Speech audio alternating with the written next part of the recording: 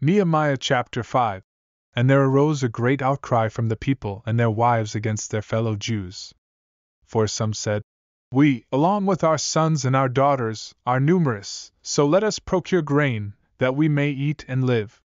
And there were others who said, We have mortgaged our fields, vineyards, and houses, that we might obtain grain because of the famine. Also, there were those who said, We have borrowed money for the king's tax on our fields and vineyards. Yet now our flesh is as the flesh of our brethren, our children as their children, and indeed we are forcing our sons and our daughters to be slaves, and some of our daughters have been brought into slavery. It is not in our power to redeem them, for other men have our lands and vineyards. So I became very angry when I heard their outcry and these words. Then I took counsel with myself, and I brought charges against the nobles and the rulers, and said to them, Each of you is exacting interest from his brother. So I held a great assembly against them. And I said to them, According to our ability we have redeemed our Jewish brethren who were sold to the Gentiles. Now indeed, will you even sell your brethren? Or should they be sold to us? Then they were silenced and found no answer. Then I said, What you are doing is not good.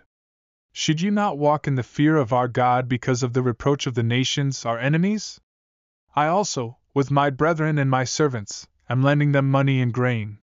Please let us stop this usury.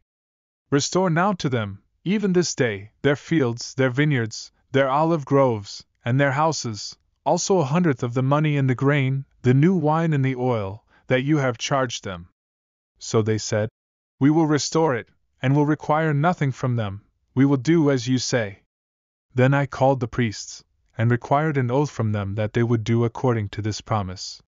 Then I shook out the fold of my garment, and said, So may God shake out each man from his house, and from his property, who does not perform this promise. Even thus may he be shaken out and emptied. And all the assembly said, Amen, and praised the Lord. Then the people did according to this promise. Moreover, from the time that I was appointed to be their governor in the land of Judah, from the 20th year until the 32nd year of King Artaxerxes, for 12 years, neither I nor my brothers ate the governor's provisions.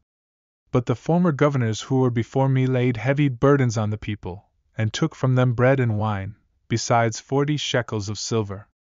Yes, even their servants bore rule over the people, but I did not do so, because of the fear of God.